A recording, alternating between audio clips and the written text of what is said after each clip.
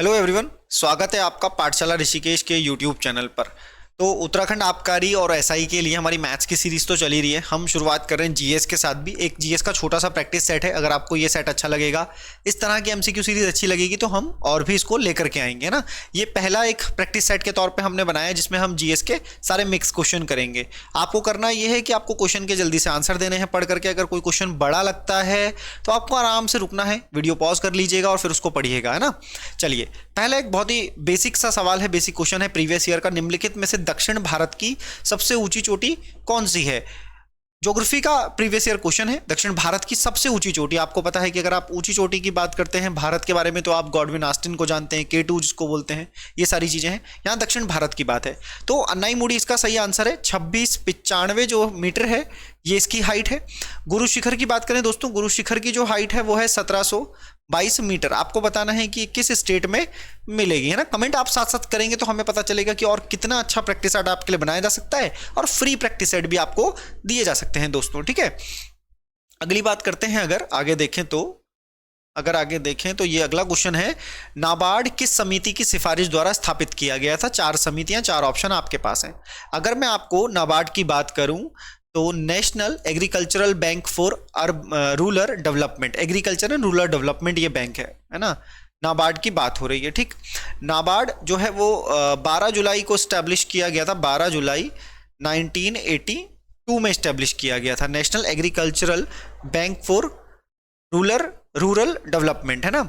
शिवरमन समिति की सिफारिश पर ये नाबार्ड जो था ये स्टैब्लिश किया गया था। एग्रीकल्चर के लिए लोन देने के लिए एक संस्था, नियामक संस्था के रूप में ये काम करता है। आगे चलते हैं। निम्नलिखित में से किस भारतीय को 65वें रमन लिखा हुआ है, इसको रेमन कर दीजिएगा, रेमन मैग्सेसे पुरस्कार 2023 से सम्मानित किया गया, है ना। अगर हम इस क्वेश्चन की बात करें तो देखो, रेमन मैग्सेसे फिलीपींस गवर्नमेंट के द्वारा ये दिया जाता है, पहली चीज ये है। तो अगर हम यहाँ पर देखें तो 4 ऑप्शन के बीच में पहला ऑप्शन है रवीश कुमार। 2023 की बात हो रही है तो रवीश कुमार को मिला है, लेकिन 2023 में तो नहीं मिला है, पहली बात ये। भारत वाटवानी को मिला है लेकिन 2023 में नहीं मिला है। टीएम कृष्णा भी नहीं। इसका आंसर है रवि कनन आर, ये जो व्यक्ति हैं इनको मिला है, ये इसका सही आंसर है। आप देखेंगे कैंसर के इलाज के लिए इनको जाना जाता है, इनको मिला रेमन मैग्सेसे अवार्ड, है ना। एशिया का नोबेल प्राइज भी इसको कहा जाता है, किसको? रेमन मैग्सेसे अवार्ड को। अगले क्वेश्चन को हम देखते हैं। अगला क्वेश्चन देखिएगा, बहुत प्यारा क्वेश्चन है। गुड्स एंड सर्विस टैक्सेस एक टास्क फोर्स द्वारा प्रस्तावित किया गया था, जिसके अध्यक्ष कौन थे, या जिसके अध्यक्ष कौन थे, जिन्होंने, किसने रिकमेंडेशन, किस समिति ने रिकमेंड किया था? अगर हम जीएसटी की बात करते हैं दोस्तों, तो जीएसटी को जब आप देखेंगे तो देखिए 101 अमेंडमेंट किया गया कॉन्स्टिट्यूशन में, और तब जाकर के इसको इंप्लीमेंट किया गया, है ना। जीएसटी की बात यहाँ पर हो रही है। तो जीएसटी के लिए एक विजय केलकर 2003 की ये बात है। अगर मैं आपको बताऊं 2003 में अटल बिहारी वाजपेयी की गवर्नमेंट थी, अटल बिहारी वाजपेयी की गवर्नमेंट थी जिन्होंने ये टास्क फोर्स बनाया था। इन्होंने टैक्सेशन को लेकर के काफ़ी सारे सुधार की रिकमेंडेशन की थी, उसी में से विजय केलकर साहब उसके अध्यक्ष थे। तो ये आंसर ये हो जाएगा। अगले क्वेश्चन की तरफ चलते हैं, है ना। आज पहली क्लास है तो थोड़ी सी चीज़ें इधर उधर हो सकती हैं, लेकिन एक अच्छा कंटेंट आपको प्रोवाइड किया जाएगा जो एग्जाम में भी आए, नए सिलेबस के अकॉर्डिंग। थोड़े से लेंदी क्वेश्चन होंगे। निम्नलिखित पर विचार कीजिए। आपने देखना है डूरंड कप की बात हो रही है, आगा खां कप की बात हो रही है, सुब्रतो कप और संतोष ट्रॉफी की बात हो रही है। इन चारों कप के बारे में पूछा गया है कि ये किस खेल से संबंधित हैं। उपयुक्त में से कौन सी ट्रॉफियां फुटबॉल से संबंधित है? किसकी बात हो रही है? फुटबॉल की बात हो। तो मैं आपको दोबारा से इस पीडीएफ का ये वाला क्वेश्चन दिखा रहा हूं, थोड़ा सा ध्यान से देखिएगा कि यहाँ पर बात किसकी हो रही है? फुटबॉल की। ये बात कर रहे हैं कि कौन से जो कप हैं वो फुटबॉल से संबंधित होंगे, ठीक है, इसकी बात ये हो रही है। तो मैं आपको बता दूं कि देखिए डूरंड कप एक होता है ना, सुब्रतो कप होता है और संतोष ट्रॉफी होती है। आगा खान कप जो है वो हॉकी से रिलेट करता है, वो हॉकी से रिलेट करता है, ठीक है। तो ये 3 जो है इसके आंसर हो जाएंगे। इस हिसाब से आप आंसर कर सकते हैं। आगे देखेंगे, ये इस तरह से आपको ऑप्शन मिलेंगे, तो 1 3 4 इस तरीके से इसके आंसर, ये वाला इसका आंसर हो जाएगा, ठीक। आगे चलते हैं। ये थोड़ा सा बड़ा क्वेश्चन है तो पहले आराम से आप इसको पढ़ लेंगे। आप देखेंगे लिखा है विशेष आहरण अधिकार एसडीआर, स्पेशल ड्राइंग राइट्स, है ना। मैं इस तरीके से आपको पढ़ देता हूं। स्पेशल ड्राइंग राइट्स की बात यहां पर हो रही है। निम्नलिखित कथनों पर विचार कीजिए। स्पेशल ड्राइंग राइट्स जो है इसके बारे में विचार करना है। अधिक इकोनॉमिक्स का ये क्वेश्चन है, बहुत थोड़ा सा टफ हो जाएगा आपके लिए, पर देखिएगा। एसडीआर की बात करें तो यह 1969 में आईएमएफ इंटरनेशनल मॉनेटरी फंड द्वारा बनाई गई एक अंतर्राष्ट्रीय आरक्षित संपत्ति है। बिल्कुल सही बात है, ठीक है ना। 1969 में आईएमएफ ने अपने सदस्य देशों के बीच में इसको लॉन्च किया था। आईएमएफ की यह मुद्रा है, आप ये कह सकते हैं। इसका अपना मूल्य है, यानी किसी अन्य मुद्रा पर आधारित नहीं है। ये दूसरा स्टेटमेंट है। यहां ना तो मुद्रा है और ना ही आईएमएफ पर दावा है। तो मैं एक चीज आपको बताता हूं, देखिए पहला स्टेटमेंट बिल्कुल सही है, क्योंकि आईएमएफ ने जो एसडीआर की बात हो रही है, मतलब जो स्पेशल ड्राइंग राइट्स की बात हो रही है, बिल्कुल वो पहले पॉइंट के हिसाब से बिल्कुल सही है कि 1969 में लॉन्च हुआ था। दूसरा स्टेटमेंट सही नहीं है, क्योंकि इसका अपना मूल्य है, नहीं, इसका अपना मूल्य नहीं है, बल्कि ये डॉलर पर, यूरो पर, है ना, येन पर, और चीनी जो करेंसी है रिनमिन, उस पर भी ये संबंधित है, चीनी करेंसी पर भी ये है ना। इस तरह से बटी हुई है। कुल मिलाकर के 5 पाउंड स्टर्लिंग पर ये है। तो पाउंड स्टर्लिंग आपको पता है कि ब्रिटेन की करेंसी है। इसका अपना मूल्य है, यानी किसी अन्य मुद्रा पर आधारित नहीं है। ये स्टेटमेंट गलत होता है। फिर एक और तीसरा स्टेटमेंट हम देखेंगे, यहां ना तो मुद्रा है और ना ही आईएमएफ पर दावा है। बिल्कुल ये बात सही है। ये हम इकोनॉमिक्स में पढ़ते हैं, जब हम ये पढ़ते हैं कि कैसे आईएमएफ जो है रेगुलेट करता है अपने सदस्य देशों के बीच में मनी फ्लो को। इसके बाद अगला क्वेश्चन है, तो दोनों स्टेटमेंट सही है, मतलब एक और तीसरा सही है, ना कि वो, तो एक और तीसरा सही हो जाएगा, है ना। इस वाले स्टेटमेंट पे ये वाला जो सही बैठेगा।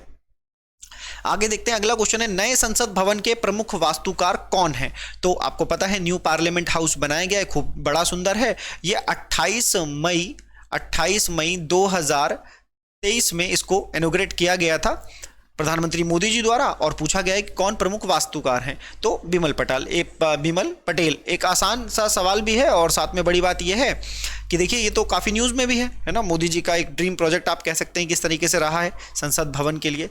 अगला क्वेश्चन कह रहा है, आरबीआई की मौद्रिक नीति के संदर्भ में परिभाषित रेपो दर क्या है। किसकी बात कर रहा है वो बात कर रहा है कि रेपो रेट के बारे में क्या स्टेटमेंट है, ये आपको बतानी है। अब अगर आप देखेंगे तो कुछ स्टेटमेंट लिखी हैं, वह दर जिस पर बैंक एक दूसरे को पैसा उधार देते हैं। इसी तरीके से ये सारी स्टेटमेंट लिखी है जो आप पढ़ करके आंसर करेंगे। तब तक मैं आपको एक चीज़ समझाता हूँ। देखिए जो रेपो रेट होता है, इसको ऐसे समझिए, एक है आरबीआई, उम्मीद है कि आपको ये समझ आएगा शायद, आरबीआई और कमर्शियल बैंक, है ना। सीबी का मतलब है कमर्शियल बैंक, यानी कि वाणिज्य बैंक। देखिए जिस रेट पर आरबीआई कमर्शियल बैंक को ऋण दे दे, आरबीआई कमर्शियल बैंक को जिस रेट पर ऋण दे दे, उसको कहते हैं रेपो रेट, ठीक। और कमर्शियल बैंक से जब आरबीआई लेता है, कमर्शियल बैंक से जब आरबीआई लेता है, उसको कहते हैं रिवर्स रेपो रेट, ठीक। तो रेपो रेट का पूछा है, तो इसका मतलब आरबीआई किसको देगा, कमर्शियल बैंक को देगा। तो वह दर जिस पर आरबीआई सरकार को पैसा उधार देता है, सरकार को नहीं देता भाई। वह दर जिस पर आरबीआई बैंकों को पैसा उधार देता है, चलो ये तो सही है। अगली पढ़ते हैं, वह दर जिस पर बैंक आरबीआई को पैसा देता है। देखो वह दर जिस पर बैंक आरबीआई को पैसा देता है, बैंक आरबीआई को देता है, तो कौन सा होता अगर यह वाला क्वेश्चन पूछते तो कोई भी वो क्वेश्चन पूछे, आपको आराम से संभल करके करना है, और इस तरीके से आप इसको समझ सकते हो। वह दर जिस पर बैंक एक दूसरे को पैसा उधार देते हैं, नहीं, बिल्कुल भी नहीं। वह दर जिस पर आरबीआई, ये भी नहीं। तीसरा स्टेटमेंट इस हिसाब से सही हो जाएगा। इस हिसाब से आप समझेंगे तो आसान पड़ेगी। इकोनॉमिक्स पाठशाला में ऐसा ही पढ़ाया जाता है और बच्चे को समझ भी आता है। ध्यान से देखिए अगला क्वेश्चन, निम्नलिखित में से कौन दिल्ली के 8 सुल्तानों के शासनकाल के गवाह थे। सवाल यह है कि दिल्ली सल्तनत आपके टॉपिक में आता है, आपके सिलेबस में आता है। निम्नलिखित में से कौन दिल्ली के 8 सुल्तानों के शासनकाल के गवाह थे। इनमें से कौन है ना, अमीर खुसरो, शम्स सिराज, आफिफ, और ये बर्नी और उतुबी, ये ऑप्शन है। तो देखो जब हम बोलते हैं कि दिल्ली के 8 सुल्तानों का टाइम पीरियड उसने देखा था, जवाब है अमीर खुसरो। बिल्कुल आप जानते हैं कि अमीर खुसरो, ठीक। अमीर खुसरो का असली नाम, मतलब वास्तविक जो नाम था वो था अबुल हसन। क्या नाम था, वो था अबुल हसन, ठीक है, वो था अबुल हसन। एक बात तो ये हो गई। आपको बताना है कि अमीर खुसरो को और किस नाम से जानते थे। ये बड़ा इंपॉर्टेंट सवाल है ना। अमीर खुसरो आपने देखा, तो अमीर को जो वास्तविक नाम था वो था अबुल हसन, है ना। सितार वितार का इन्होंने, जो सितार का जो था, इन्होंने इसका आविष्कार किया था। अगले क्वेश्चन की तरफ देखते हैं, ठीक है।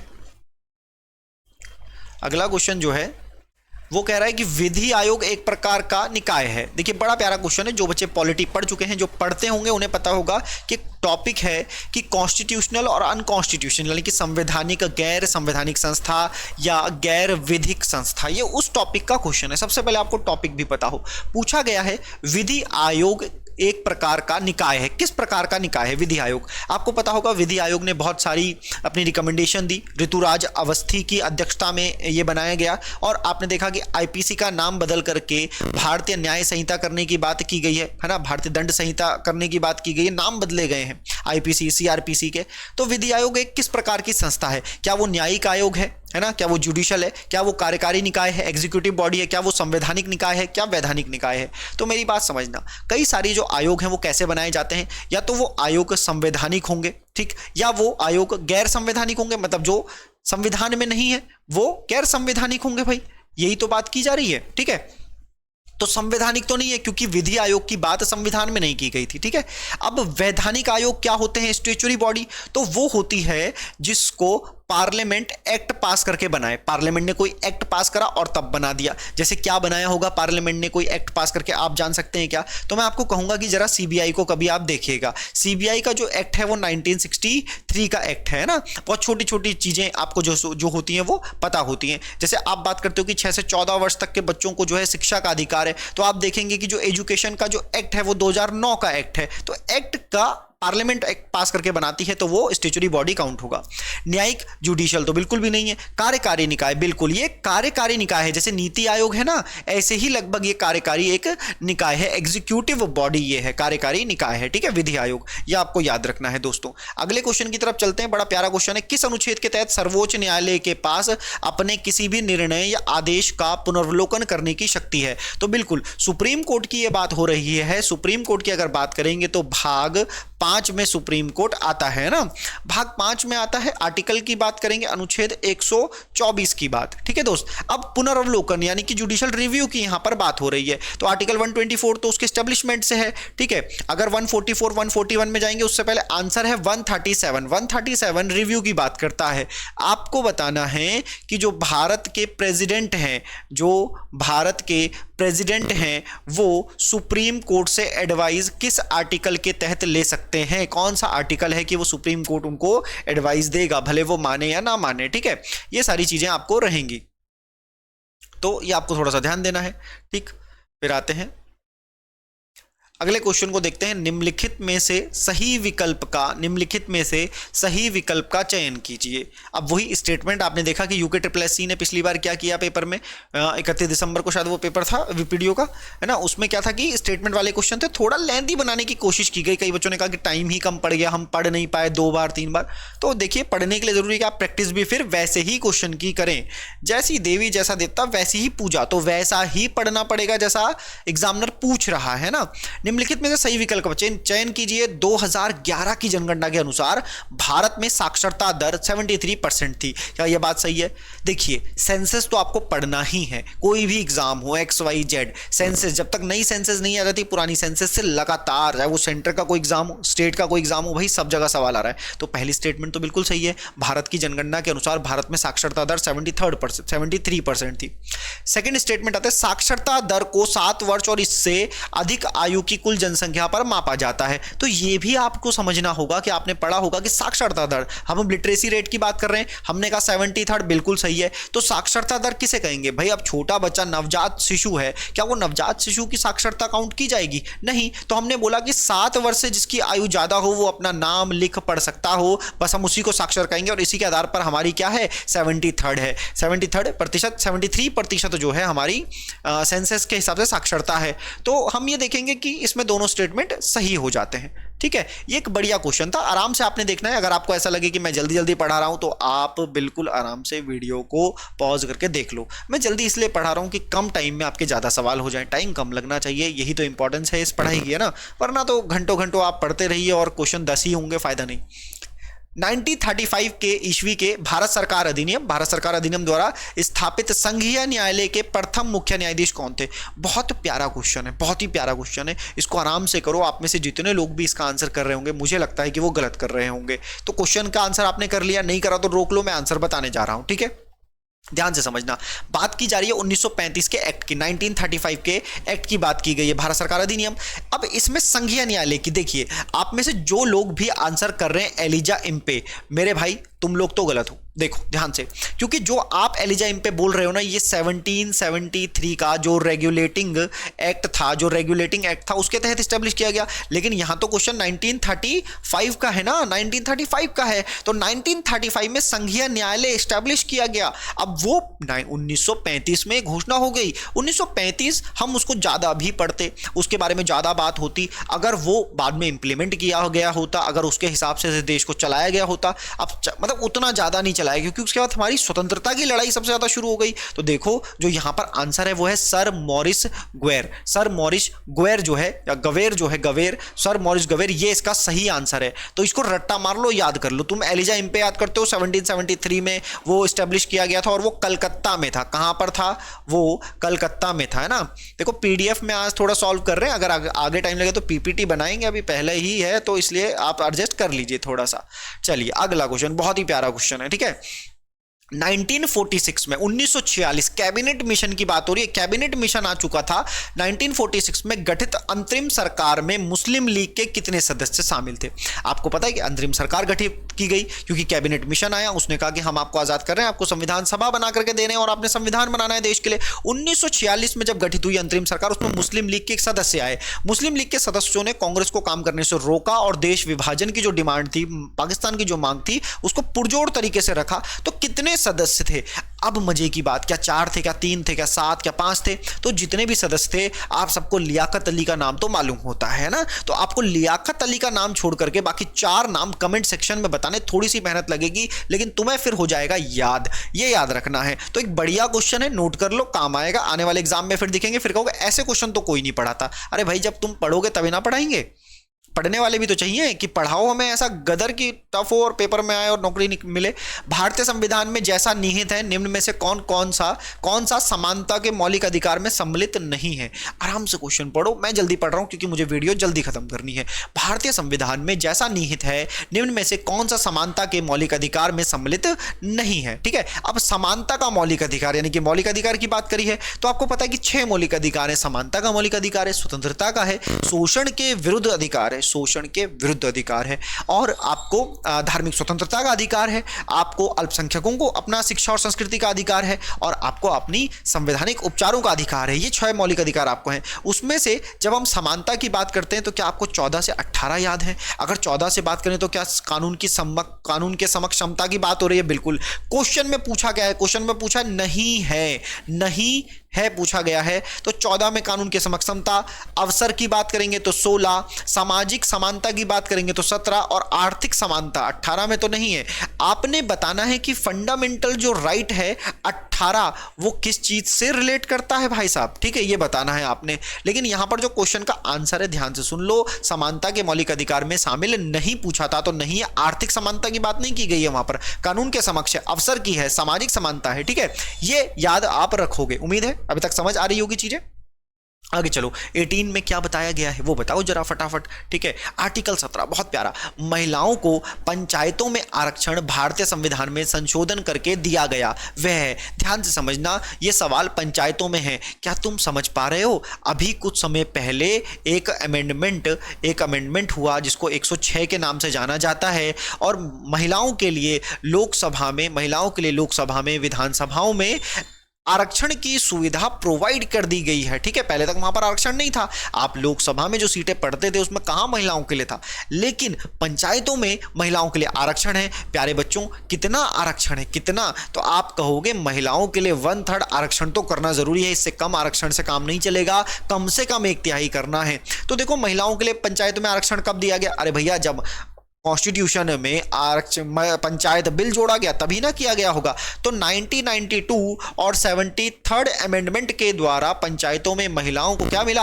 आरक्षण मिला है, ठीक है। उत्तराखंड में कितना आरक्षण मिला है और कब दिया गया है उत्तराखंड में, ये आपने कमेंट में बताना है प्यारे साथियों। आपका रिवीजन साथ साथ होगा ऐसा प्रतीत होता है। ध्यान से पढ़ो। 18 क्वेश्चन, निम्नलिखित घटनाओं पर विचार कीजिए और इन्हें कालक्रम अनुसार लगाइए। मतलब कालक्रम के अनुसार लगाना है कब कौन सी घटना हुई। अब इस क्वेश्चन को करने का तरीका भी साथ साथ देख लेना जरा, ठीक है। उम्मीद है स्क्रीन में सब दिख रहा होगा, ठीक है। अगर मैं कन्नौज, चौसा के युद्ध, तालीकोटा युद्ध और खानवा के युद्ध की बात करूं तो देखो आपको ऐसे कूट मिलते हैं सबसे पहले, तो ऐसे कूट को कैसे जल्दी सॉल्व करना है ये भी समझ लो। मेरी बात ध्यान से समझना, अगर मुझे ये याद आ जाए कि तालीकोटा का युद्ध 1565 में हुआ था, खानवा का युद्ध 1527 में हुआ था, चौसा और ये कन्नौज ये छोड़ दो, ये तो ये पता ही होगा कि 1515 लिखा हुआ है, ठीक। अब हम देखते हैं कि अगर हम इनमें कंफ्यूज भी हो गए तो क्या ये क्वेश्चन सॉल्व हो सकता है। तो हमें ये पता चल गया कि भैया 1527 में ये है और उसके बाद ये हुआ, क्योंकि ये तो बाबर ने लड़ा है, ये जहांगीर ने लड़ा है, बाबर ने लड़ा है, और कन्नौज का युद्ध जो है वो हुमायूं ने लड़ा है ना, हुमायूं ने लड़ा है, ये हुमायूं ने लड़ा है, ये हुमायूं ने लड़ा है। तो 1565 यानी कि सबसे बाद में ये वाला होगा। अगर मैं यहाँ ऑप्शन जाता हूँ, तीसरे ऑप्शन को देखता हूँ तो सिर्फ ये ऑप्शन बाहर हो रहा है, यानी कि 3 बाकी, यानी कि लास्ट में तीसरा आएगा। अब मैं खानवा का देखता हूँ तो ये पहला आएगा, मतलब चौथा ऑप्शन पहले नंबर पे होना चाहिए, तो ये तो है नहीं पहले नंबर पे, तो ये बाहर हो गया। अब या तो ये आंसर होगा या तो ये आंसर होगा। तो इधर जरा आ जाते हैं, आपने कहा कि कन्नौज का युद्ध और चौसा का युद्ध, तो देखो चौसा का जो युद्ध है वो है 1539 में, 1539 में, और कन्नौज का जो युद्ध है वो है 1540 में। या इसे आप ये समझ सकते हो कि ये बेसिकली बिलग्राम की बात, यहाँ पर बिलग्राम की जो बात है यहाँ पर हो रही है ना, बिलग्राम युद्ध की जो बात है वो यहाँ पर हो रही है। ये आपको थोड़ा सा ध्यान देना है, थोड़ा सा ध्यान देना है, ठीक है। तो इसके बाद अगर हम नीचे करते हैं, क्योंकि यहाँ पर नीचे तो करना ही पड़ेगा स्क्रीन को, है ना, तो ये हो गया, ये जाएगा लास्ट में, सबसे लास्ट में जाएगा ये तीसरा वाला, क्योंकि ये सबसे लास्ट में हुआ है, और सबसे पहले हुआ है चौथा वाला, और उसके बाद दूसरा, और फिर पहला। तो ऐसा चौथा, दूसरा, पहला, तीसरा, चौथा, दूसरा, पहला, तीसरा, तो ये वाला इसका आंसर हो जाएगा, ठीक है। यहाँ पर मैंने ईयर लिख दिए हैं, वैसे बैलेंस कर लोगे, और आसान क्वेश्चन है, ये पहला ही क्वेश्चन है, बड़ा आसान क्वेश्चन है, इजी। अगला क्वेश्चन, स्थायी बंदोबस्त किसके साथ किया गया, ध्यान से सुनना, स्थायी बंदोबस्त किसके साथ किया गया, इसका मतलब ये बात कर रहा है परमानेंट सेटलमेंट की, परमानेंट सेटलमेंट की किसने किया था, परमानेंट सेटलमेंट, ध्यान से समझना, स्थायी बंदोबस्त की बात हो रही है। उत्तराखंड में भी खूब बंदोबस्त की बात हो रही है, भूमि आंदोलन की मांग, भू कानून की मांग है।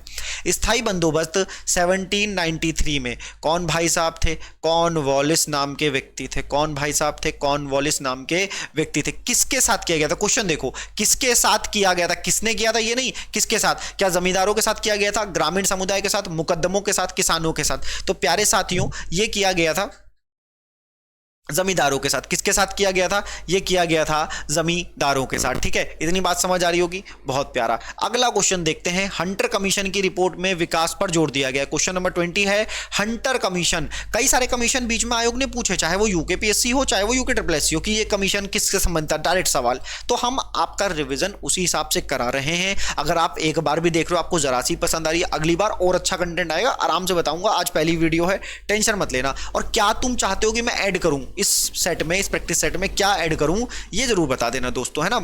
हंटर कमीशन की रिपोर्ट किससे संबंधित थी, बालिकाओं की शिक्षा से, उच्च शिक्षा, प्राथमिक शिक्षा, तकनीकी शिक्षा। तो तुम्हें ये तो समझ आ गया कि क्वेश्चन जो है वो कहीं ना कहीं एजुकेशन से रिलेटेड है। न्यू एजुकेशन पॉलिसी भी आ गई है, तो बात है 1882 और 83 की, ठीक है, 1882-3 की, वैसे खास करके 1882 में हंटर कमीशन बनाया गया और इसने अपनी रिपोर्ट सौंपी, और रिपोर्ट सौंपी इसने शिक्षा के ऊपर, और वो कौन सी वाली, एलिमेंट्री एजुकेशन, प्राथमिक शिक्षा को लेकर हंटर कमीशन। ये याद रखना है आपने प्यारे बच्चों। वुड डिस्पैच भी याद रखना है। क्या याद रखना है, वुड डिस्पैच। कोई बच्चा बोले कि वुड डिस्पैच ने क्या किया था, भाई 1854 में शिक्षा का मैग्ना कार्टा कहलाता है, शिक्षा का मैग्ना कार्टा कहलाता है, ये वाली बात याद रखनी है, ठीक है। फिर ऐसे ही एक सवाल लेते जाओ, सैडलर कमीशन, सैडलर यहां लिख देते हैं, सैडलर कमीशन किससे रिलेटेड करता था या कब आया था, सैडलर कमीशन कब आया था या किससे रिलेट करता था, ये आपने बताना है। कब आया था ये बता दो, शिक्षा से संबंधित था, ठीक है। अगला क्वेश्चन, निम्न में से कौन भारत का मार्टिन लूथर कहलाता है। बहुत ही प्यारा सवाल है, निम्न में से कौन भारत का मार्टिन लूथर कहलाता है। ये सवाल आपके लिए होमवर्क के तौर पे है, बहुत प्यारा सवाल है ये। राजा राम मोहन रॉय, स्वामी विवेकानंद, स्वामी श्रद्धानंद, ये सारे नाम बड़े इंपॉर्टेंट हैं, ठीक है। भारत का मार्टिन लूथर कौन कहलाता था ये आपको बताना है। स्वामी विवेकानंद का जो वास्तविक नाम था सबको पता है, नरेंद्र की बात कर लो, राजा खेतड़ी, इन्होंने एक महाराजा खेतड़ी थे, स्वामी विवेकानंद को विवेकानंद नाम स्वामी विवेकानंद महाराजा खेतड़ी ने दिया था, वैसे नरेंद्र, है ना। और राजा राममोहन रॉय को अकबर द्वितीय ने राजा की उपाधि दी थी, अकबर द्वितीय ने, ठीक है, अकबर द्वितीय ने इनको राजा की उपाधि दी थी। स्वामी दयानंद सरस्वती, मूल नाम इनका मूल था, मूल शंकर, है ना। क्या नाम था? मूल शंकर था। आपको बताना है भारत का मार्टिन लूथर किसे कहलाता है, ये होमवर्क है आपका। और हम इन्हीं क्वेश्चंस के साथ, ऐसे ही अच्छे क्वेश्चंस के साथ आपसे मुलाकात करेंगे। तब तक आप देखते रहिए पाठशाला ऋषिकेश को, फॉलो कीजिए और हमारे क्विज के लिए टेलीग्राम चैनल पर जुड़ना ना भूलें। धन्यवाद।